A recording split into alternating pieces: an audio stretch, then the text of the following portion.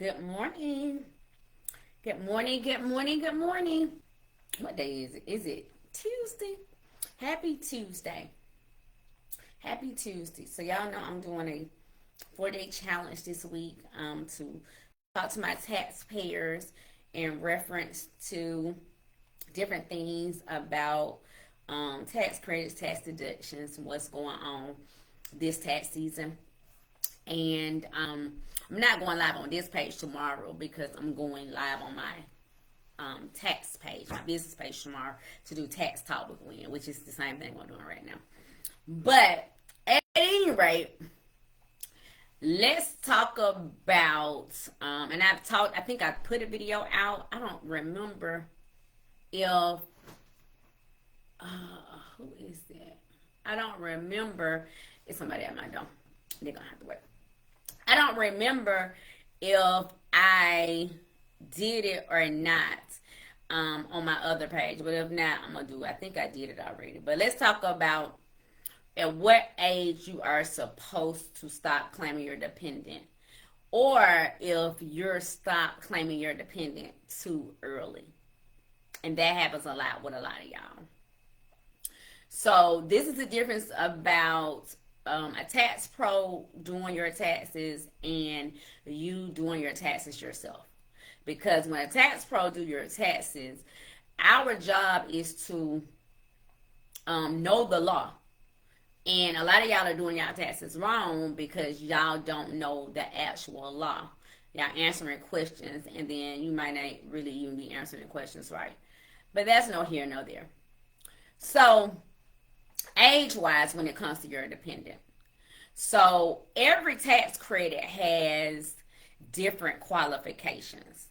The tax credits that you get the most money for your dependents for is, of course, the earned income tax credit, the child tax credit, if you qualify for the daycare credit, and then if your dependent is in college, the college credits. So those are the different credits that you get for your dependents.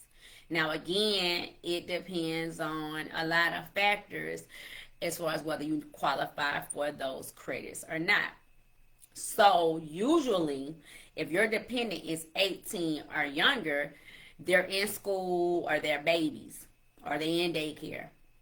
So a lot of times, maybe if they're between 16 and 18, they might be working. But even if they're working, they are usually your dependents if you provide over 50% of their support and if they live with you over 6 months out the year.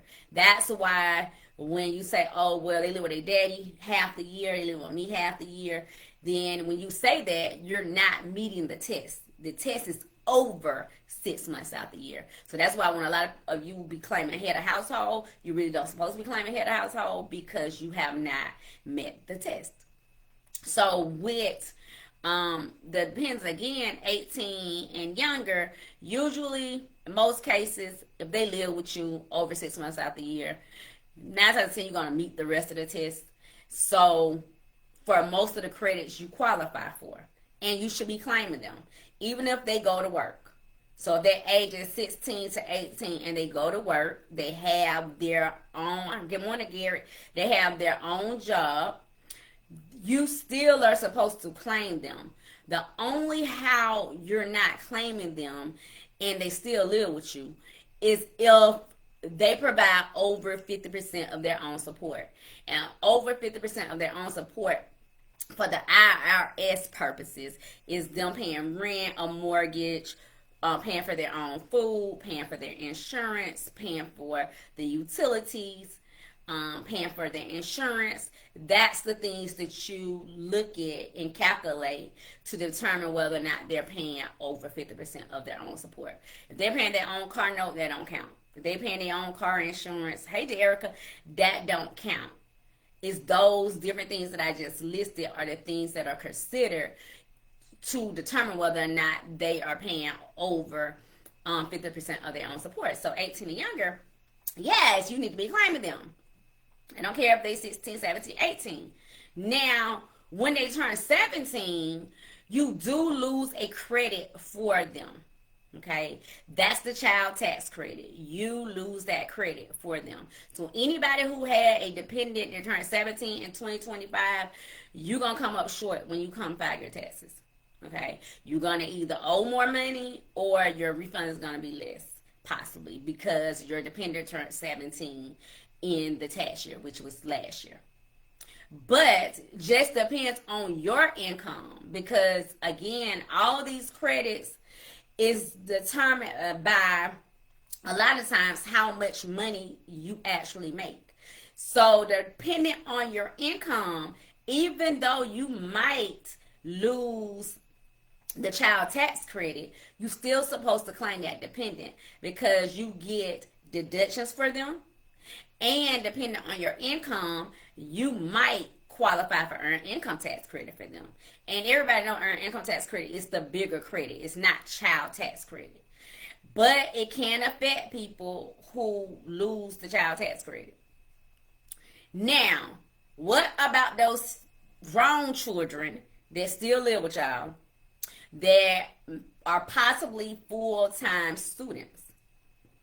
Now, if your dependent goes off to college and they are a full-time student, ages 19 to 23, and it doesn't matter if they go to a school in another state, because that is looked at as they're temporarily absent from your home.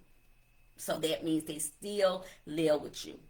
So even if they go to school in another state and they're full-time students ages 19 to 23, they are still your dependent. Why do y'all think they have to use your income for their FAFSA in most cases? Because they are still your dependents. And what happens, and I hate this, I hate it. What happens is they are considered adults for real, but they still are, most cases, they're still being taken care of. And for a lot of them anyway. And what happens is, because they're so grown, they don't want you to claim them no more, because they go make a lot of times some little money, and they still can file their own taxes, and you still can claim them on your taxes. You, as the taxpayer, is losing a lot of money because you are allowing your grown children between the ages of 19 to 23 that's still in school, that you still provide for, that you still have to use your income for them to get there faster. You allow them to file their taxes on their own. A lot of times they're not even getting that much money. You can make a deal with them and then, and crush all the argument and just make sure you claim them, because you legally supposed to claim them anyway, and then just give them that little money that they thought they was going to get anyway. And it's usually that $1,000. And I'm not going to tell y'all how they don't qualify for the $1,000, because I break some of y'all hearts. But no, most of them don't even qualify. FYI. Okay, so 19 to 23 full-time students, they're still your dependents. Only how they're not your dependents is if, again, they are providing over 50% of their own support. I need to cut this phone off. Hold on. I need an answer. I'm just going to do that. Okay. Because I'm not open yet. But anyway, so if they're not providing over 50% of their own support, then they're still your dependents. Now, a lot of you ask or might come back and ask, and I see it a lot in the comments because I do a lot of videos on TikTok. As far as, well, what if they're 19 to 23 and they don't go to school and they don't work? Can I claim them? And so in most cases, you cannot claim them unless they make under $5,200 for the year. Unless they make $5,200 for the year. They have to make under $5,200. If they make under $5,200 or they did not work at all and they live with you and you are still providing support for them, you can claim them. You just might not qualify to get certain credits for them. I got all kinds of folks calling my phone.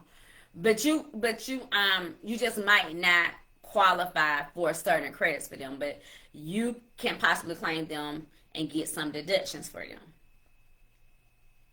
Now, if your child is grown and they are permanently and totally disabled, then it doesn't matter what age they are for a lot of the credits, and in most cases you still can claim them.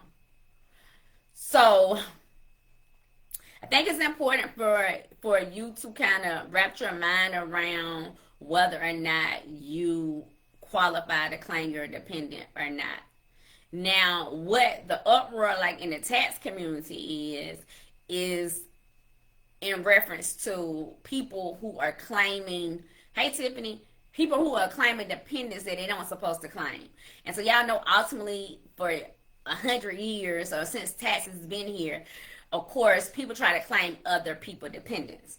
Well, it's an issue now, okay? It's an issue because one, tax pros are getting in trouble for y'all coming in claiming dependents y'all not supposed to claim. That's number one. They're getting fined if they're not doing what they're supposed to do in reference to that. And then what we're seeing is that a lot of more people are getting flagged, not really flagged, but audited for the actual dependents. So a lot of times you as taxpayers think that just because you provide support for the dependent, then you have the right to claim them. So you might have a daughter or a son that you provide support to their children, your grandchildren. You might have a brother or sister who you help them with their kids, and because of that, you assume that you're able to claim them. Okay, my sister here now, she can answer the phone. So you think that you can claim them. Well, the problem with that is it's other things that take place, okay, that you have to meet, like certain tests, certain qualifications that you have to meet in order for you to claim the dependent. And one of those things is the dependent had to live with you over 6 months out the year. That's the part that a lot of you are claiming these dependents. You might do support them. You might do take care of them, but they do not live with you. And if they don't live with you and you get audited, then you're going to have to pay whatever money the IRS gave you. You're going to have to pay it back. So, again, it's a lot of confusion around it. This Monica, you say, what if you are co-parenting? So, if you're co-parenting, what do your co-parenting look like? And I think that's a problem, which is why fathers, when you claim your dependents, for us as tax pros, you're a red flag. And the reason why is because the IRS in most cases don't think that the kids live with the father for over 6 months out the year. And a lot of times they really don't.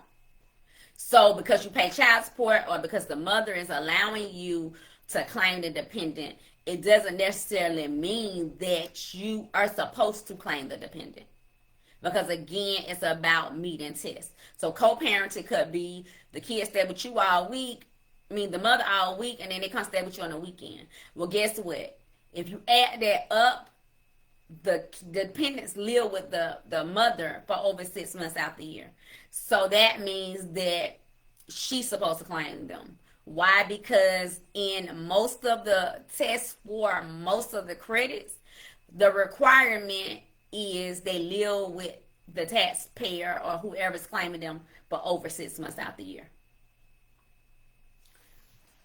And the rules are just the rules. And that's why when you say, oh, I have them half time and she have them half time, it really don't matter. Because when it's time to get audited by the IRS, it's going to be who can prove that they live with them for over 6 months out the year. Now, both y'all got information to support that. That's a different story. That's something the IRS will have to sort out. But at the end of the day, that's the rule. And that's the part that a lot of times that um, people are leaving out when they get their taxes done, or they saying yes and they really don't live with them, and that's kind of is why the IRS is, on it. And a lot of taxpayers get this letter. It's called 6138, and it says something about your tax return might not be accurate. And the reason why you're getting that letter is because the IRS has filters that identify certain circumstances. And in a lot of cases, they're thinking that you possibly don't meet all the tests. So that's why they're saying that you might have filed an inaccurate tax return. So I hope I shed some light, on how taxes work. That's why when we talk about, I don't know why people can do their taxes themselves. That's just stupid to me. Like how the IRS have it, or people can just do their taxes themselves. Yeah, it's a computer thing. Sometimes the computer do the information, for you, of course. But ultimately, you don't know the rules. Like I had someone, I did their taxes yesterday, and they usually use TurboTax, and I filed them single, and they usually file head of household. Well, they weren't supposed to file head of household because based off the questions that I asked them, they didn't qualify for head of household. They actually were supposed to file single. Most people who do taxes on their own, they are, they think because they have dependents that they automatically are head of household. And they're really not, because they did not meet the test. Thank you, Tina Marie. Because they haven't met the test. So, it's important for you to know the rules. And then that's why, like, when you do taxes on your own and you are getting audited and you kind of confused on why you're getting audited, is because those software, they just ask you questions. And if they're not asking detailed questions as far as like the rules, because I've never used them, so I really don't know exactly what they ask. But if they're not asking detailed questions in reference to the rules, or you're just checking something, then ultimately you're probably filing your taxes wrong. A great portion of people file their taxes incorrectly because they don't actually know the rules. Now, I know we were just supposed to talk about like what age you are supposed to claim your dependents, but I thought, why not just drop some knowledge? Because it's too many people who don't know about taxes, and we just think taxes is like really simple when taxes are really complicated. Because when they audit you, most of the time, a lot of you not going to be able to beat the audit because you don't know the information. And y'all need to get y'all some tax pros. Get you a tax preparer that know taxes, not a data entry person. Get you a tax pro that knows the law, that knows how to do taxes, and that's going to educate you on how taxes work. Because sometimes we just be thinking we doing it right, and it don't even be us. We just don't know that it's the wrong thing. So I'm here to educate y'all. Y'all should not get me on live, because when I get comfortable, y'all gonna see me all the time, and I'm gonna be dropping a lot of gems, and I'm gonna be talking about a lot of stuff that some of y'all gonna hate me on. Okay, but anyway, if you're looking for a tax pro this tax season, I'm always taking new clients. My company is always taking new clients. You can, if you're out of town, it doesn't matter. We service clients nationwide through our website at xperttaxservices.com. It's spelled with the X and not an E. And we have 2 locations. We have one location in Columbus, Georgia, which is where I'm at. And then we have a location in Stone Mountain in the Atlanta area. Now, I do people in person in Atlanta. You have to make an appointment for me to do it up there, for sure. And I'm here pretty much daily in Columbus, during the tax season. And so you can make an appointment. I actually do walk-ins on some days. And so if you're looking for a tax pro, come check us out. Come check us out. Come check us out. All right, day 2, I met my challenge. Y'all remember I'm not going to be here tomorrow.